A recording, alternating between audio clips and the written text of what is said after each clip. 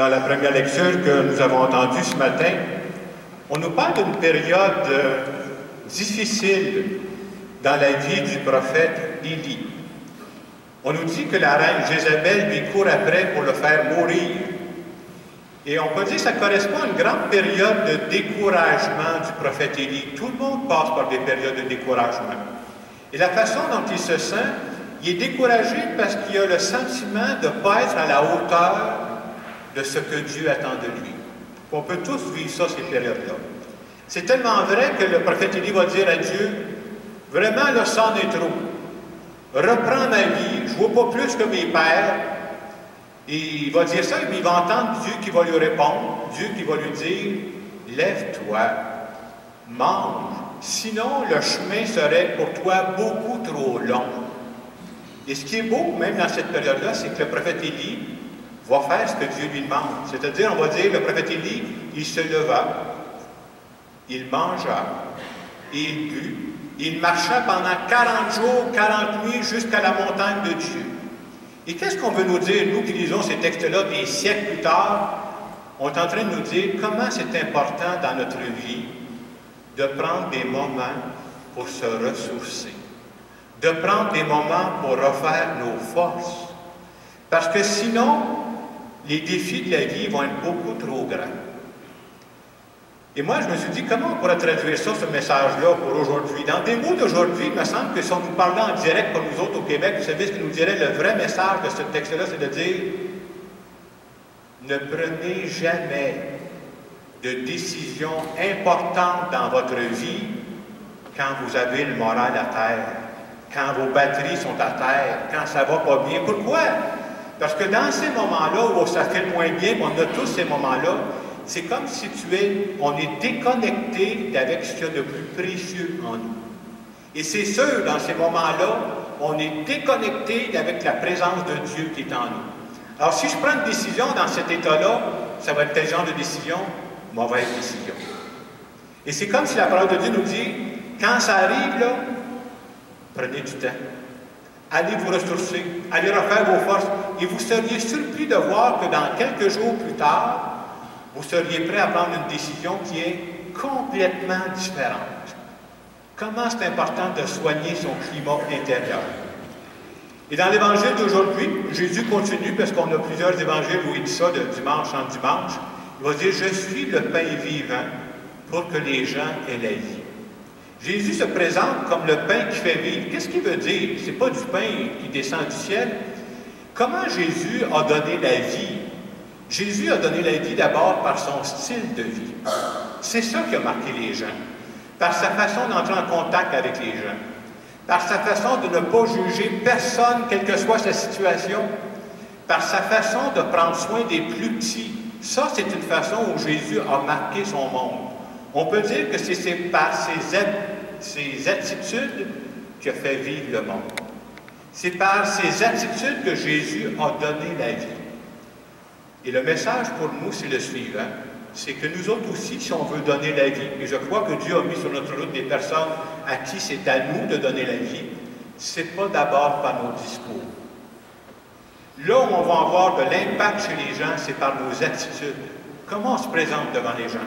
Et des fois, on n'est pas du tout conscient qu'on a un impact chez les gens. Je ne sais pas si vous croyez ça. Tout le monde ici a un impact sur quelqu'un.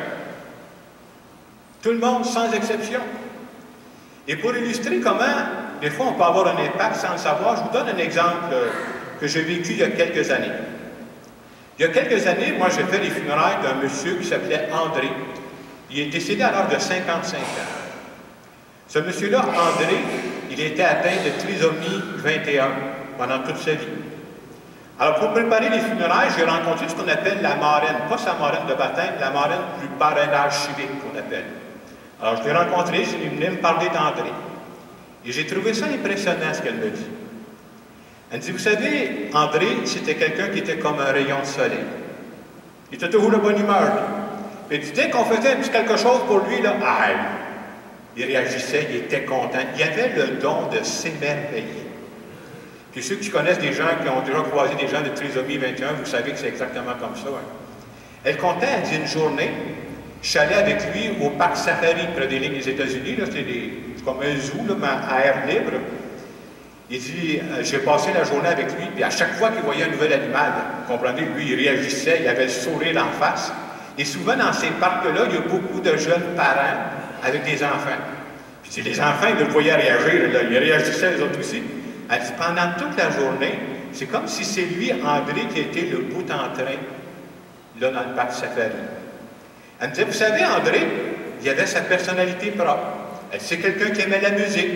C'est quelqu'un qui aimait les chants d'Elvis Presley. Quand il entendait Elvis Presley, c'est comme si la vie commençait pour lui. Puis elle disait même, il jouait de la musique à bouche. Si je vous compte ça, c'est pour montrer que, à sa façon, à lui, André, c'est sûr, moi je crois que cet homme-là a eu un impact auprès des personnes qu'il a croisées. On ne pense pas à ça quand on vit, hein? Mais c'est sûr. Tu dis aujourd'hui peut-être que par mon sourire, je viens de changer la vie de quelqu'un. Hein? André, comment il a eu un impact? Comme je disais tantôt, c'est par ses attitudes, par sa joie de vivre. Et des fois, ça fait du bien de rencontrer ces gens-là. Nous autres, on dirait que ça prend quelque chose d'exceptionnel pour qu'on ait le sourire d'en face. Nous autres, ils rient naturellement. Comment il a marqué son monde? Elle me disait que c'est quelqu'un, vous savez, ces gens-là sont très affectueux. Hein? Tu les rencontres, je me souviens, puis ils viennent te prendre par la taille, puis ils te lâchent pas, là. Mais je veux dire, c'est sa façon, lui, de marquer le monde. Et ça n'a pas été à sens unique. Hein? Lui aussi, il y a des gens qui l'ont nourri, qui l'ont marqué. Ça peut être des gens de sa famille d'accueil, ça peut être sa marraine que j'ai rencontrée. Tout ça pour vous dire, et je le dis en fin de semaine parce que c'est ma conviction, on a tous de l'impact auprès de quelqu'un. Sauf qu'on ne sait pas toujours comment on a de l'impact. Puis c'est peut-être correct, mais il faut être conscient qu'on a de l'impact. C'est peut-être parce qu'on est dans un dimanche d'été, j'ai pensé vous conter une petite parabole moderne qui n'est pas sérieuse du tout, mais je la compte pareil, pour montrer qu'on peut avoir de l'impact d'une façon dont on n'avait pas prévu. Alors, mon histoire pas sérieuse, c'est la suivante.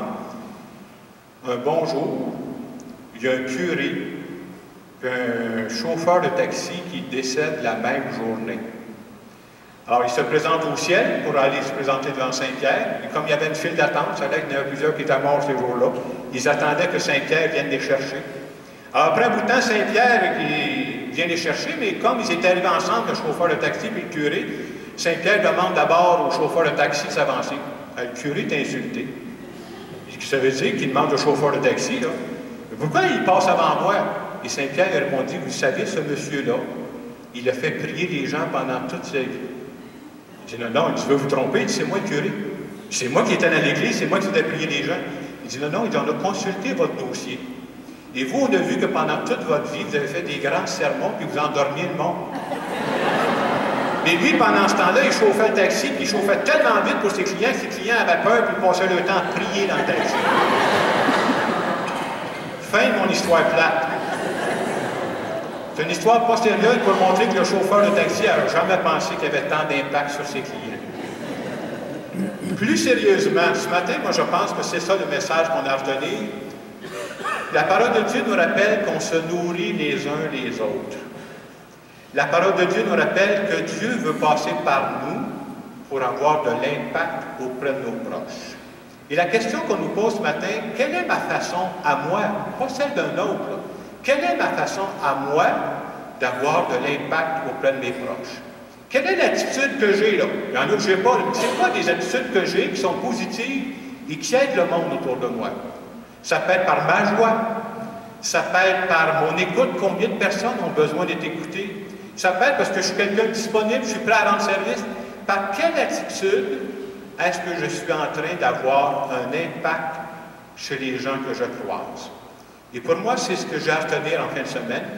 Et pendant le moment de silence qui va suivre, je vous invite justement à dire à Dieu, cette semaine, je veux passer d'une façon particulière à travers telle attitude, tel talent que j'ai pour avoir un impact auprès des miens. Je vous laisse quelques instants pour en parler avec Dieu.